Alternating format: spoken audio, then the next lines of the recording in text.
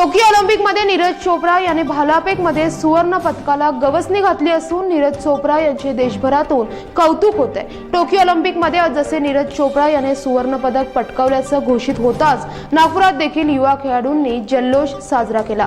नागपुरात देखील भारतीय जनता युवा मोर्चा मध्य नागपूरच्या वतीने नागपुरातील शिवाजी महाराज यांच्या पुतळ्याजवळ हा जल्लोष साजरा करण्यात आला।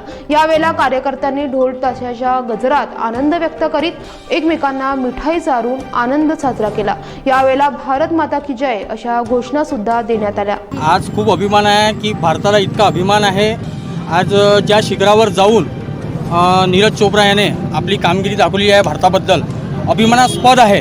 आज आम्ही भारतीय जनता युवा मोर्चा मध्य नागपूरच्या वतीने छत्रपती शिवाजी महाराज चौकात हा आनंदोत्सव करत आहे। खूप अभिमान आहे।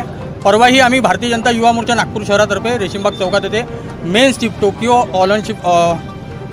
ऑलिम्पिकमध्ये जी मेन टीम जिंकली त्याच्याबद्दलही आम्ही रेशीमबाग चौकात जल्लोष साजरा केला। अपेक्षा तर होती ज्या प्रकारे जी मेहनत भारतामध्ये करून राहिलेले आहे सगळे खेळाडू त्या खेळाडूला मोदी सरकारतर्फे जी मदत आणि ज्या गोष्टी अवेलेबल पाहिजे त्या गोष्टी होऊन राहिलेल्या या मोदी सरकारमध्ये त्याचा निश्चितच फायदा आज गोल्डमुळे आपल्याला एक मिळालेला आहे। त्याचा आनंद संपूर्ण देशभरात आज गोल्ड आपल्याला मिळाला खूप मोठी अभिमानाची गोष्ट आहे। महाराष्ट्र न्यूज 7 साठी रोशन बोकडे, नागपूर।